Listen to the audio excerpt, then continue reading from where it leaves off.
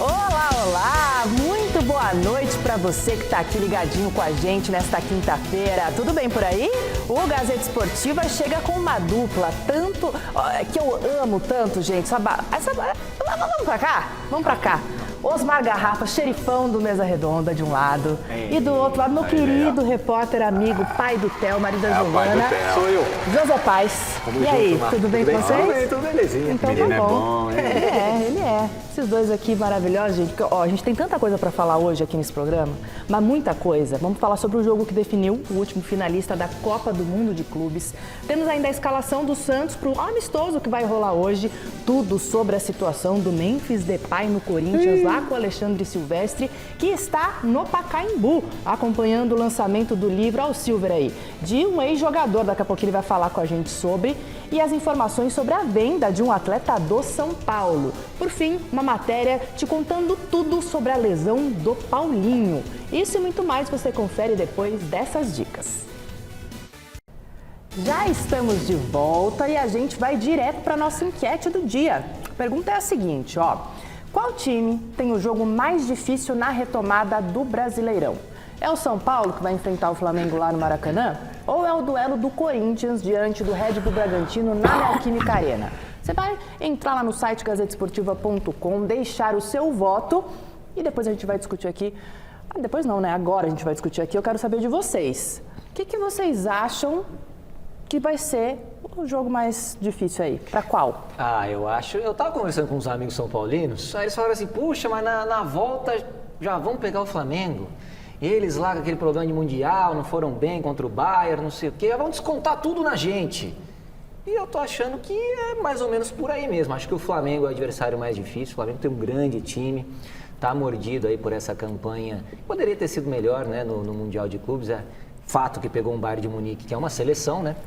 Mas eu entendo que o Flamengo é o adversário mais difícil, viu? Acho que é o Flamengo. Então, eu vejo que tanto o Corinthians como o São Paulo têm compromissos difíceis pela frente. Com certeza. Corinthians, a gente vive uma expectativa daquilo que ele possa apresentar, tem essa confusão toda do Memphis, tem salários que estão sendo pagos na parte de CLT, mas por fora a premiação ainda não pingou, né? Não só para o Memphis, mas para parte de outros jogadores.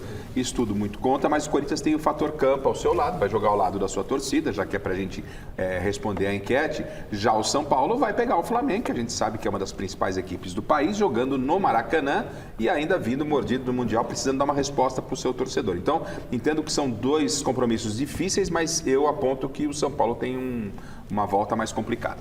Tá certo, concorda ou não com eles? Volta lá na nossa enquete no site gazetesportiva.com, tá bom? Mas agora chegou a hora da gente chamar aqui para nossa conversa o Alexandre Silvestre para participar do Gazeta Esportiva. Chega mais aqui, Silver. Boa noite para você. Eu fiquei sabendo que você está no estádio do Pacaembu acompanhando o lançamento do livro de um ex-jogador. Quem é o autor desse livro? Conta tudo pra gente, Silver. Boa noite. Autor, escritor, ex-jogador, grande figura. Mostro já quem é o cidadão, mas antes eu quero mostrar um pouquinho para vocês desses bastidores aqui do Museu do Futebol, que é um passeio imperdível para quem mora em São Paulo, para quem visita São Paulo. Eu sou fã desse espaço, que fica debaixo das arquibancadas tombadas do estádio Paulo Machado de Carvalho. Olha os degraus aí, vistos por baixo das arquibancadas do Pacaembu, da parte do portão monumental de entrada, da ferradura, aqui as referências todas, e ao meu lado, né, o Jameli, grande Jameli. Beleza, esse Silvestre. cara aqui foi um grande jogador, é uma grande figura, e escreveu o livro Bola na Trave e Não Altera o Placar, já pagou os royalties para Nando Reis e Samuel Rosa. Não, tenho que agradecer, né, o Nando, até o Nando ele escreve, né, a contracapa, o Nando, o Flávio Prado, o Neto, né, escrevem aqui a contracapa, mas foi uma ideia que a gente teve, falei com ele, né. Daí ele falou, claro, né, São Paulino Roxo, né? Daí falou, não, pode usar o nome, falou com o Samuel Rosa. E daí, né, veio a ideia do título.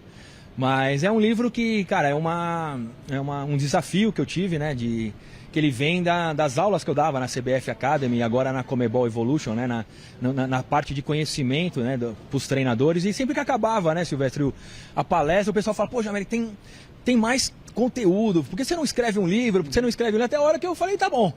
Daí comecei a guardar, né, quando eu fui ver, já tava lá 350 páginas escritas. Quanto tempo você demorou para escrever? Cara, Porque eu fui juntando, né, as palestras e fui escrevendo. E daí falei com o pessoal, né, que é o grande parceiro aqui da editora Rua do Sabão, né, e a gente juntos nós começamos a conversar e tal, e o livro foi saindo uns 2 anos mais ou menos que ficou ter pronto. disciplina, né, Jamélio, para escrever uma obra. Eu brinco com eles, né, é um desafio a cada dia, né, porque você vai criando, daí você vai...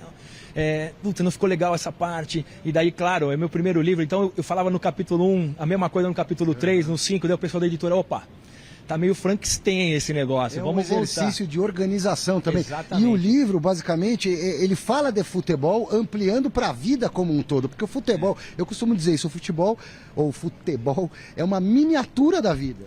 É legal, porque o livro, né, ele não é uma biografia, não é uma história de futebol, são experiências que eu passei através do coaching esportivo e através do esporte de alto rendimento, né, que eu trago para a vida pessoal, para a nossa vida familiar, para a nossa vida profissional. Então tem o estresse do trabalho, o saber ganhar, o saber perder, conviver com a outra pessoa, gestão de pessoas, né, a saúde mental que você tem que ter, não só no esporte, mas você tem que ter no teu dia a dia, saber lidar com o seu chefe, saber ser líder, né? Eu conto numa das partes do livro, né, que é legal também, você tem muita coisa interativa no livro, você aponta o celular, tem os QR Codes e leva você para um vídeo do que eu estou contando, né? Tem um capítulo que eu conto que eu fui bater a final, né, da Copa do Rei, eu fui bater o pênalti. E daí vem o goleiro, o Cavalheiro, que era o goleiro do time do Celta, que era da Argentina, e vem, Jameli, eu sei como você bate o pênalti, se você bater do jeito de sempre eu vou pegar. Então, eu trago esses exemplos para você na sua vida. Se você tem um plano e vem alguém de fora e fala que se você fizer vai dar errado, você tem que ter a convicção.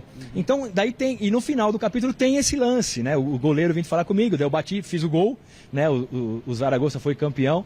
Então, são exemplos como esse de outros atletas também de alto rendimento, né? Da concentração, da Hortência, da concentração que ela tinha. Aquela respirada no lance livre. Exato, na hora de tensão, quando você tem um problema, você não responder de primeira, você controlar a sua emoção. E isso, né, o esporte de alto rendimento ensina muito pra gente. Só que, cara, não é um livro para atleta, é um livro para as pessoas que querem melhorar, né, o seu dia a dia. Obrigado, Jameli. Você vai ficar por aqui porque tem sessão de autógrafos. Eu vou tentar aproveitar a sua participação mais uma vez para falar do Corinthians. Né? Quando atrasa salário e tal, não sei o quê, a tua experiência deve ter passado por isso no futebol. Jameli vai opinar também sobre a questão do Corinthians como exemplo, mas ampliando pro macro, né? Porque isso é muito comum no futebol. Até já, pessoal. Obrigado, Jameli. Valeu, um abraço. Agora chegou a hora da gente falar sobre o Santos. Afinal, o Peixão vai entrar em campo às 8 horas, um amistoso contra a Desportiva Ferroviária. Jogo que vai acontecer lá no estádio Kleber Andrade, em Cariacica. Vamos ver então como deve ser a escalação do Santos para essa partida? Bora lá, o Peixe deve entrar em campo com Gabriel Brazão no gol, Escobar, João Basso, Luan Pérez e Souza, Zé Rafael, Tomás Rincon e Neymar no meio e na frente Guilherme, David Washington e Barreal. Essa provável escalação do Peixão aí nesse jogo de hoje que é um amistoso e gostaria de saber de vocês, meninos, o que a gente pode vislumbrar para essa partida de logo mais. O Santos está precisando dar uma encaixada, né? Precisa dar uma encaixada, essa renovação do Neymar entendo que foi importante tanto para o Neymar quanto para o próprio Santos. O Santos é outro com o Neymar, óbvio, um extra classe que não está lá no seu melhor momento, é bem verdade, mas o Santos também não. Eu entendo que essa junção Neymar-Santos, ela é boa para as duas partes. E estou muito curioso para saber como que o Santos vai retornar, né? Depois dessa pausa aí do Mundial. O Santos conseguiu terminar o Campeonato Brasileiro numa situação de fora da zona do rebaixamento, que é importante. A gente sabe, time grande quando chega na zona do rebaixamento é complicado para sair. Então vamos ver também como volta o próprio Neymar, né? Porque mudou de penteado umas 800 vezes, nasceu a filhinha, mais uma filhinha agora, a gente sabe que filha é uma bênção, né? A Melzinha nasceu, isso é bom demais, Garrafa. Então daqui a pouco eu acho que o Neymar já dá uma Você está pensando em seguir o caminho do Neymar? Do segundo filho? Não, do Neymar tem um segundo, então, né? Você está pensando em seguir o caminho de mais um dele, filho? do Alex Miller, assim, fazer uma fila? Eu não. A minha esposa tá, eu não. É bom. Telzinho, filho único, por hora. Por hora. Isso colocado, eu concordo com o Zé Paz, o Santos precisa dar uma resposta imediata. Há uma grande interrogação de que forma o Neymar vai se apresentar, se vai conseguir dar uma sequência com a camisa do Santos, porque no primeiro semestre Jogou quantas partidas? Muito poucas, é verdade. E na partida que ele falou que fez a diferença, o Santos acabou sendo eliminado da Copa do Brasil com o CRB. Ele falou, viu como eu faço a diferença? 20 minutos. 20 minutos eu fiz a diferença. Voltou junto com o Santos eliminado, né? Então a gente espera que agora ele possa dar a sequência para o bem do Santos, para o bem dele e até para o bem da seleção brasileira. Em tempo, aproveitando, avisando o Paulinho Jamelli, daqui a pouco estarei aí no Pacaembu te dando um abraço. Jamelli, que tem uma história também bonita com a camisa do Santos. Que legal, gente.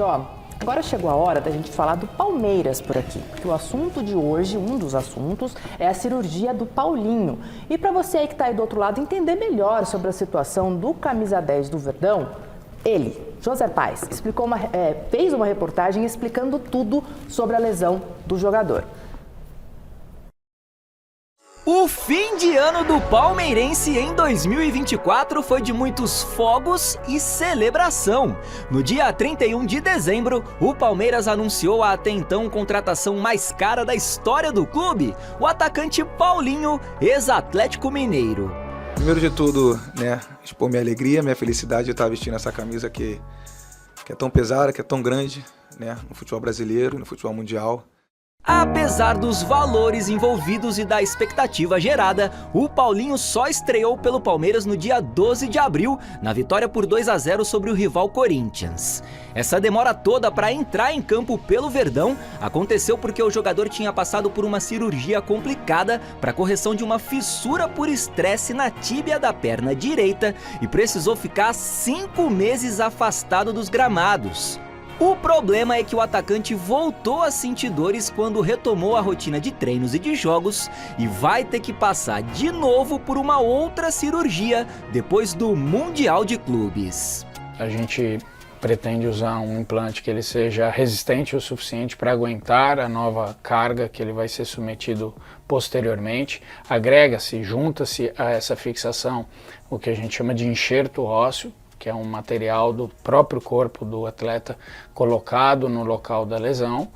Toda vez que há uma nova lesão em cima da lesão anterior, isso é um pouquinho mais preocupante, porque o fator de risco mais importante para uma lesão é ter tido uma lesão anterior. Ele é 7 vezes mais importante do que qualquer outro tipo de fator de risco. Então você é obrigado, quando você tem uma recidiva da lesão, como a gente chama na parte médica, a ser um pouco mais agressivo, porque você tem que fazer coisas a mais do que você fez na primeira tentativa de resolução do quadro. Sem poder atuar por muito tempo, o Paulinho tem tido os minutos em campo controlados pelo Palmeiras. Inclusive contra o Botafogo ele entrou apenas no segundo tempo, fez o gol da vitória lá no Mundial e depois foi substituído na prorrogação. Aí eu preciso perguntar para o doutor aqui, doutor, quanto tempo vai demorar para o Paulinho se recuperar de uma nova cirurgia no mesmo local? É o mesmo tempo da primeira cirurgia? É um tempo diferente? Como é que fica isso? A tendência é ser um tempo maior. O quão maior será depende da evolução clínica dele e do método que foi adotado para fazer a nova osteossíntese, se foi colocado enxerto ou não na região acometida. O osso tem um metabolismo muito lento. É uma questão mais ou menos proporcional. Tanto que uma das coisas mais difíceis na ortopedia é você conseguir dizer com absoluta certeza em quanto tempo uma fratura por estresse irá consolidar. Desde a estreia com a camisa alviverde, o Paulinho soma 15 partidas, 3 gols e 2 assistências. E o que o torcedor palmeirense mais espera agora é que esses jogos e essas participações em gols se multipliquem o mais rápido possível. José Paes, por favor. E aí, Paulinho vai voltar quando? Ano que vem? O próprio Paulinho deu uma declaração dizendo que deve voltar mesmo só no ano que vem e pelas informações que a gente tem, está passando por exames e muito em breve vai passar por essa cirurgia. Como o doutor aí disse na reportagem, pode ter um período diferente de recuperação, né? Nesse período, nessa primeira cirurgia, ele ficou 5 meses afastado e agora pode ficar um pouquinho mais. O Palmeiras vai fazer uma cirurgia diferente, como vocês viram aí, com implante, enxerto ósseo. É uma recuperação e uma cirurgia, segundo o doutor Pedrinelli me disse, uma cirurgia, uma lesão chata. Ela não é grave, não vai abreviar a carreira do Paulinho de forma alguma, ele vai voltar a jogar na normalidade, mas é uma lesão que requer um cuidado, é uma lesão chatinha E por isso todo esse cuidado do Palmeiras, que investiu muito dinheiro no Paulinho, muito dinheiro para contar com esse jogador, e a gente torce para que ele volte o mais rápido possível, a torcida palmeirense muito mais do que eu, porque quando ele está em campo, a gente vê que ele é um dos melhores jogadores do Palmeiras, Garrafa. O pouco tempo que ele joga, ele faz a diferença. Então você imagina esse rapaz jogando por muito mais tempo, ainda mais agora que o Palmeiras perdeu o Estevão, que era o principal jogador do time, vai precisar muito do Paulinho. É verdade, trouxe o Ramon Sousa, mas o Paulinho é muita bola, é o camisa 10 do time, entendo que ele vai fazer muita diferença ainda pelo Palmeiras, Garrafa.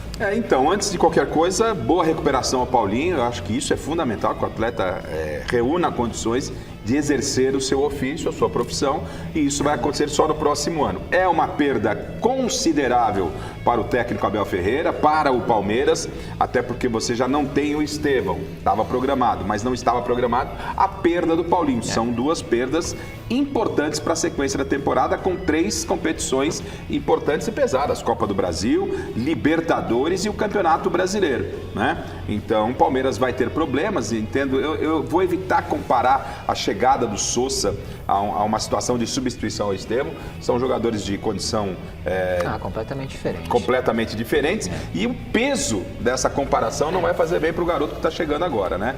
Então o Palmeiras tem problemas e a torcida total para a recuperação o mais rápido possível do Paulinho, que ele possa recuperar e estar fazendo aquilo que ele mais gosta, que é trabalhar com o futebol, jogar futebol, né? Vou continuar falando de Palmeiras? Bora. Agora eu vou trazer um assunto aqui que eu quero ouvir a opinião de vocês. Vocês aí no YouTube também comentem, tá? John Textor, dono da SAF do Botafogo, deu uma entrevista ao programa Talk Sport na Inglaterra falando sobre a demissão do Renato Paiva. E é claro que ele também deu aquela provocada no Palmeiras. Você confere agora um trecho da fala do Textor. Abre aspas. Por que demitir Renato Paiva depois de ele vencer o PSG? Ele quebrou seus próprios princípios, não seguiu o plano. É um treinador posicional, muito bom educando jogadores, e os torcedores ficaram bravos com a forma como jogamos. Deveríamos ter vencido Atlético de Madrid e Palmeiras. Somos melhores do que o Palmeiras. Ele quebrou os princípios dele. Perguntei ao Renato Paiva qual foi o melhor jogo da sua carreira e ele respondeu PSG. Depois perguntei qual foi o melhor jogo da minha carreira como dono e eu disse PSG. Eu disse que aqui, no dia do jogo, não era o PSG, era o Palmeiras. Palmeiras não é PSG. É hora de jogar futebol, vão lá e acabe com eles. E o que aconteceu? Recuamos e vimos o adversário avançar. Em 10 jogos ele estava ficando cada vez mais defensivo e quando você quebra os seus princípios, você tem que sair. Fecha aspas. O que dizer? Dizer o que do gato fogueteiro, Textor? É o novo gato fogueteiro do futebol brasileiro, não é? Parece que ele está falando do PSG, né? Somos infinitamente melhores do que o Palmeiras. Ganhou do PSG com as calças na mão, né? Jogando por uma bola. O futebol propicia isso e está tudo certo. Era o PSG, ali vale realmente, né? Jogar por uma bola. Montou uma estratégia, mas está tudo bem, né? Não é melhor que o PSG, mas ganhou do PSG. E aí vai enfrentar o Palmeiras. Eu dou só uma pequena razão. O Botafogo se comportou de forma covarde. Tem que colocar assim na conta do seu treinador, mas também na conta dos seus jogadores. O Botafogo contra o Palmeiras foi de colocar a bunda na parede. Os jogadores também se submeteram a esse esquema e do jeito que ele brada que o Botafogo é infinitamente superior ao Palmeiras, ele é tamanho gato fogueteiro do futebol brasileiro, esse John Textor, né? Pra mim, ele não me convence em absolutamente nada. O Botafogo poderia ter vencido o Palmeiras, concordo, poderia ter equilibrado o jogo, mas daí a falar dessa forma, que somos melhores que o Palmeiras, ele tá de brincadeira, né? Eu concordo contigo, mas assim, o cara é o dono do Botafogo, ele vai achar que o Botafogo é melhor que o Real Madrid, que o Botafogo é melhor que todos os times do mundo. Com todo respeito, eu não posso ter um Fusca e falar que o meu Fusca é melhor que a minha. Pode ser melhor pra mim, mas peraí, né? Exatamente. Eu acho que faltou ele falar pra mim, né? Porque assim, no mundo, a gente sabe que o Palmeiras vem ganhando muitas coisas recentemente, não dá pra você descartar o Palmeiras dessa forma, ainda mais com um treinador que tá há tantos anos. Ainda mais quando você é eliminado por esse time. Exatamente. Né? Agora, A gente sabe também que o Renato Paiva foi a 50ª opção lá do Botafogo na época que eles foram contratar. O Arthur Jorge sai, eles queriam Roberto Mancini, eles queriam Guardiola, Jürgen Klopp, todo mundo. Contrataram quem agora para o lugar do Paiva? Exatamente, aí contrataram David Ancelotti. Exato. Qual é o currículo? Uma aposta. Qual é a auxiliar Nunca foi treinador, nunca foi treinador, trabalhou com o Paiva a vida inteira auxiliar. Ou seja, o campeão da Libertadores, o atual campeão da Libertadores, pega um técnico que nunca foi técnico. Sim. Ou seja, por isso, carimbo de gato fogueteiro no John Textor. O Renato Paiva, ele não era o que eles queriam, nunca foi. Acabou que sobrou lá, a torcida ficou brava, inclusive. Só que aí ganhou do PSG, meu Deus, a gente tem aqui o melhor time do mundo. E calma, né? Torcedores, calma. Mas é aquela coisa, gente, às vezes ele quer também chamar atenção para alguma coisa assim, enquanto o David Ancelotti vai chegando, né? Vocês sabem como é que é? A gente sabe, né? A gente sabe. Agora eu vou chamar aqui o Alexandre Silvestre no nosso portal. Silver segue lá no estádio do Pacaembu. Ô Silver, volta aqui pra gente, porque é o seguinte, né? O Memphis Depay tem sido aí o assunto do Corinthians após a ausência de ontem no treinamento. E por isso eu quero saber de você todas as novidades relacionadas aí ao jogador. O Memphis apareceu no CT hoje, Silver? Apareceu, Marina. O Dorival Júnior deu folga para os jogadores na terça-feira, a reapresentação marcada para quarta. Na quarta, ontem, o Memphis deu cano, não avisou, não deu satisfação, mas se reapresentou hoje pela manhã, chegou mais cedo, conversou com a diretoria do Corinthians, uma longa conversa. De acordo com o Corinthians, que emitiu nota, ele teria até manifestado o desejo de continuar, porque especulava-se que ele poderia estar chateado com várias situações, inclusive atraso de pagamento. Eu não posso afirmar que ele faltou por conta de atraso de pagamento. O Corinthians ainda deve para ele quase 5 milhões da premiação do Campeonato Paulista. Isso reza no contrato do Memphis, a premiação, ele não recebeu ainda tudo. Enfim, ele faltou, esse é o fato. Faltou, se reapresentou hoje, conversou com a diretoria, conversou com o Dorival Júnior, pediu desculpas para os jogadores. Não sei se ele vai pagar uma punição oficial lá para o Corinthians, até porque o Corinthians deve uma bala para ele, mas com certeza ele vai pagar a caixinha dos atletas, que é uma punição mais simbólica, já que ele pediu desculpas não pelo atraso, mas pela falta.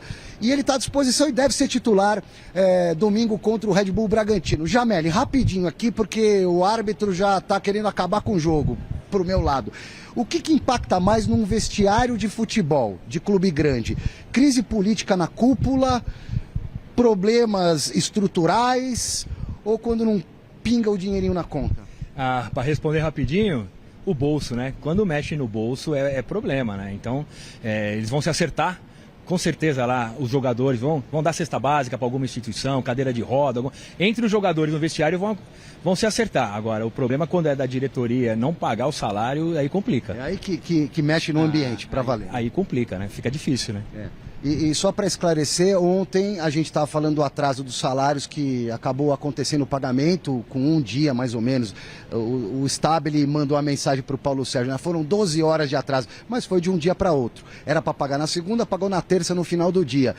E pelo que eu apurei, já estava combinado que poderia haver um atraso pela dificuldade que o Corinthians está inserido e todo mundo sabe qual é. Volto já para falar mais um pouquinho do Corinthians. Vai pingar uns 10 mil reais na conta do Corinthians em breve, hein? Eu conto por quê, 10 mil reais. Tá bom, Silver, a galera no YouTube tá pedindo, inclusive, esse assunto. Mas eu quero saber de vocês, José Pai, jogador, Osmar Garrafa também.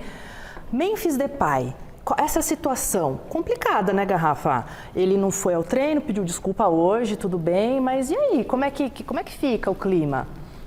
O leite parece que está azedando. Né? O caminho é de leite azedar definitivamente.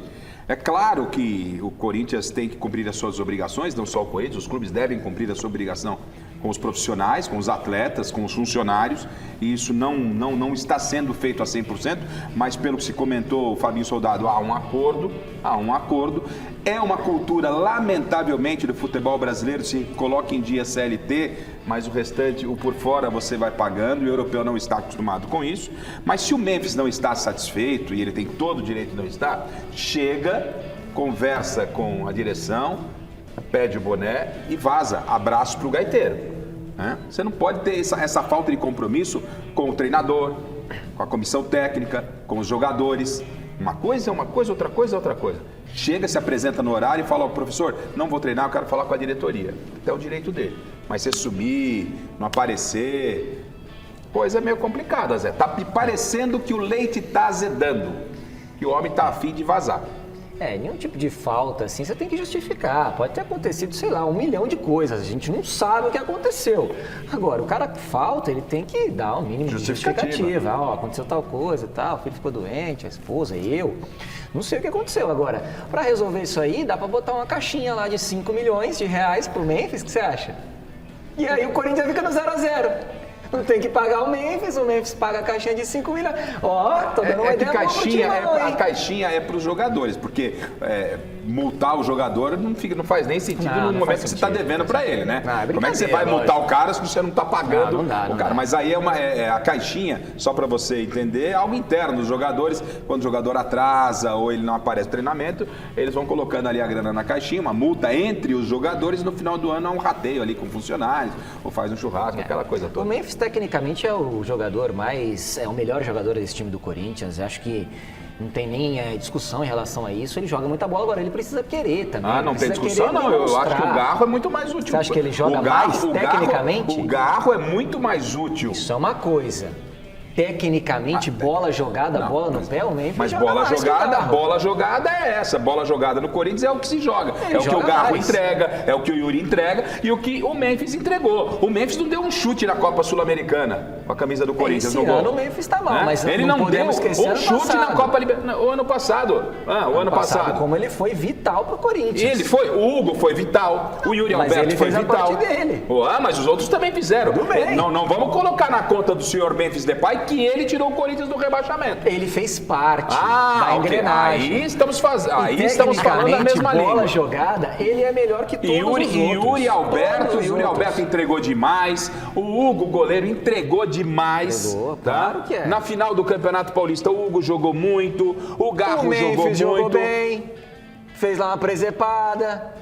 Segurou o jogo. Tá passando pano pra ele? Não tô passando. O senhor tá passando pano pra ele. E outra. Ponto. Ou domingo, contra o Bragantino, ele dá conta do recado, ou a Fiel vai pegar no pé. A torcida corintiana sabe. Ele deve ser titular no domingo contra o Red Bull. Para vocês é isso mesmo? Tem que ser. Tem que ser, né? Não dá para se dar o luxo de não colocá-lo. Não dá para abrir mão de um jogador desse. Se ele tá lá à disposição, tem que botar. E longe de eu estar dizendo que ele não sabe jogar bola, que ele é um mau jogador. Não, ele é um bom jogador. E acho que domingo, no Mesa Redonda, estaremos falando de Memphis Depay como o homem do jogo. Agora é o senhor. Não, porque ele tem bola. Porque se ele jogar com a tiriça que ele jogou, a Sul-Americana e a Libertadores... O senhor tá um morde Mas não tô não. Só que domingo, pra dar uma resposta, né? Fala, os caras estão devendo, mas eu tô fazendo uma... Ele vai comer a bola. Então tá bom. Ele vai ser o cara do jogo. Holandês, ele comeu a bola, ele foi artilheiro. A camisa 10 da Holanda, joga muita bola. Muita bola. Mas jogou quanto na pré-Libertadores? Tudo bem. Jogou quanto na Sul-Americana? Não jogou bem. Contra times semi-amadores. Então a crítica tem que ser feita e elogio tem que ser feito. Na hora certa. Mesmo assim, acho que tecnicamente ele ainda é melhor. Então, né, gente? Aí o debate é sempre muito bom, né? Eu adoro quando vocês começam a debater, aí vocês ficam se engalfinhando. Você gostaria, desculpa, Marina, você gostaria no seu Vasco da Gama do Garro ou do Memphis? O Garro ia ser banco do Coutinho. Segue, vai. O Memphis ia ser banco do Nuno Moreira. Aí o senhor tá de brincadeira, vai. Pode parar, vai. José Paz já tá falando de Coutinho, que vai ser banco, que vai não sei o quê. Mas agora chegou a hora da gente falar de São Paulo, tá? Daqui a pouquinho tem mais Corinthians, você aí de casa, vocês estão... Eu sei que vocês estão perguntando, tá? Mas agora é hora de São Paulo por aqui. E o assunto do dia é a saída do Matheus Alves do elenco tricolor. Já fazia um tempo, né? Que ele estava aí para sair. Aos 20 anos, o jogador foi vendido para o CSKA da Rússia. O Matheus é formado em Cotia e conquistou 3 títulos pelas categorias de base do clube. Pelo time principal, o Alves disputou 15 jogos, deu 2 assistências e ele foi negociado aí por cerca de 6 milhões de euros, sendo que o São Paulo tem 85% do passe dele, vai receber aí por volta de 5 milhões de euros, o que dá mais ou menos 33 milhões de reais. Ele foi bastante utilizado pelo técnico Luiz Subeldia num período em que estava cheio de desfalque, né? Para vocês, esse negócio, São Paulo precisa vender atleta, São Paulo está precisando de grana. Foi um bom negócio? No São Paulo é isso que você falou, precisa vender, precisa oxigenar o caixa e por isso acaba vendendo um jogador que você vê, fez pouquíssimos jogos no elenco profissional e hoje está se tornando comum isso, normal, o rapaz vem, faz 5, 6 jogos, tchau, vai embora. O São Paulo acabou pegando o bonde, vendeu, porque precisa de dinheiro, e aí o torcedor acaba não tendo oportunidade de ver tanto um jogador formado no clube, identificado com o clube, bom jogador, bom tecnicamente. E acaba tendo que vender. É a realidade, né, Garrafa?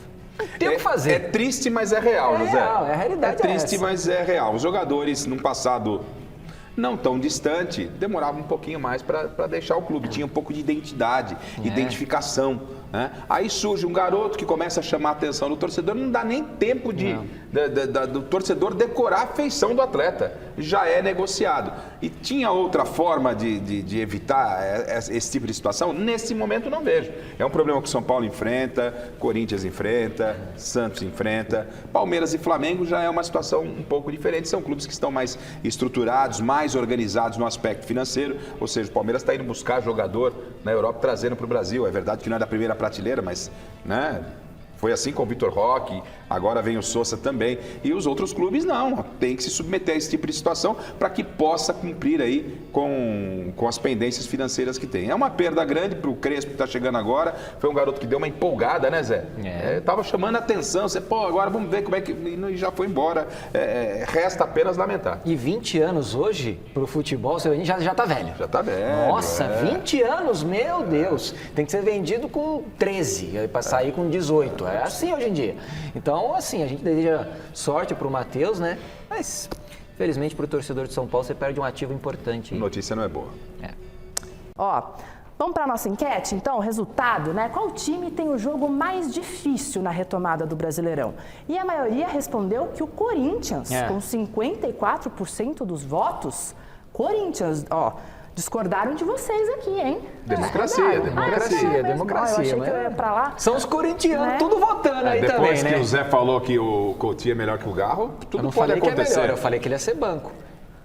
E o Coutinho é melhor mesmo. Hoje? Hoje, amanhã, depois. Segue na enquete, velho. É isso.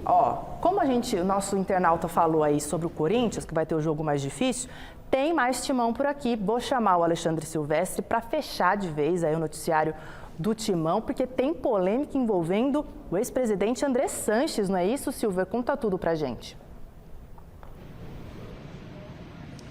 Exato, Marina. O André Sanches gastou aproximadamente R$10 mil do cartão corporativo quando ele era presidente do Corinthians, numa viagem dele particular de férias pelo Nordeste, lá na Baía dos Golfinhos, região do Rio Grande do Norte. Já frequentei aquelas praias, são espetaculares, maravilhosas. O André Sanches acabou gastando no cartão corporativo do Timão. Essa informação vazou, ele ficou sabendo e prontamente já respondeu nas redes sociais, dizendo que vai devolver.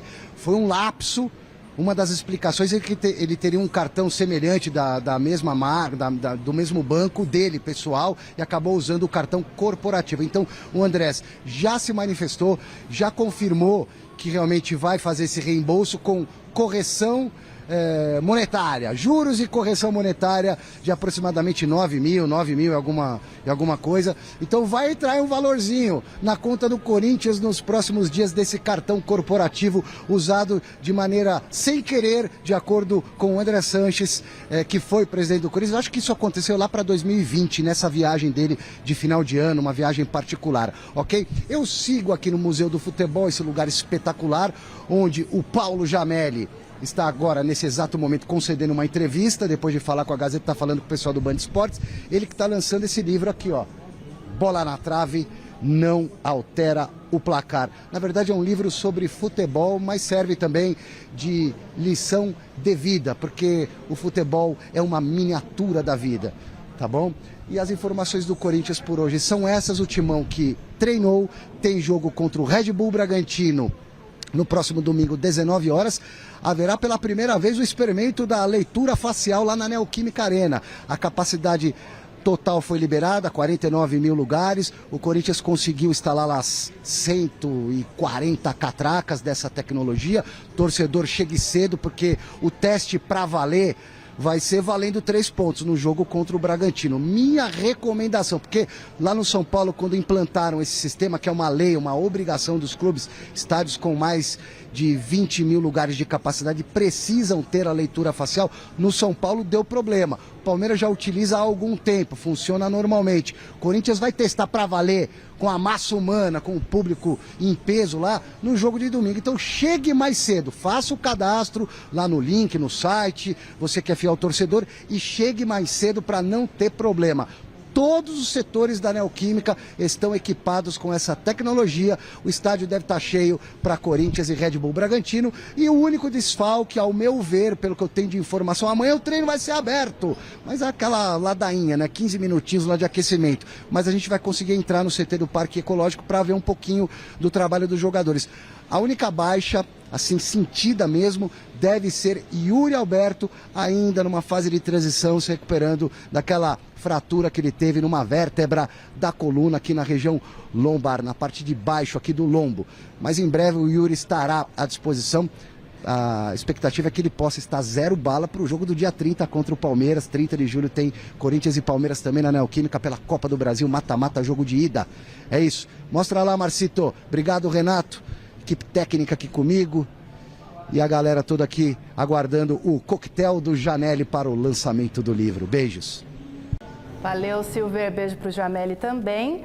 Muitas informações aqui de Alexandre Silvestre sobre o Corinthians. E, assim, a informação principal que ele trouxe aqui pra gente foi a questão do André Sanches, né? Já faz um tempo que aconteceu, ele falou que vai pagar. Mas e aí, gente? Dá pra confundir os cartões, né, Garra? Acontece, né? Problemas do Corinthians não faltam, né? Você tá lá com cartão, você passa... Acontece. Mas se você falar em 10 mil perto do que estão falando lá, é um grão de areia e esse dinheiro vai voltar aos cofres do clube, né? E aí, essa informação para o jogo de domingo, a enquete falou que o jogo do Corinthians é o mais complicado. A ausência do Yuri pesa muito, não só pela própria ausência do Yuri, porque ele não tem um substituto à altura. O Héctor, que chegou, realmente não disse a que veio, o espanhol, até agora pelo menos não disse a que veio, e é uma perda considerável, porque o Corinthians, quando teve o Yuri Alberto, o Memphis e o Garro, teve realmente, né? um time muito forte do meio para frente. Com o Memphis também. Com o Memphis também, ô José. Não, eu perguntei. Ô José, não adianta o senhor vir querer criar um clima, porque aqui... Perguntar não ofende. Eu entendo que o Memphis é um jogador de muita qualidade, mas que ele tem que ser cobrado pelo que ele não jogou na Copa Libertadores e na Sul-Americana, é uma outra questão. E aí o senhor aproveitou-se desse momento para falar que o senhor perde o embasamento quando o senhor fala que se o Vasco da Gama tivesse o Garro, ele seria banco do Coutinho hoje. Isso é a minha opinião. Mas aí perde qualquer embasamento de discussão. O senhor viu o jogo que o Coutinho fez contra o São Paulo? Só isso. Tá isso, gente. Eles vão continuar falando disso aqui, tá? Obrigado, José Paz. Obrigada, Uma Garrafa. Obrigada a você do outro lado. Amanhã a gente volta. E agora vocês ficam com o Jornal da Gazeta.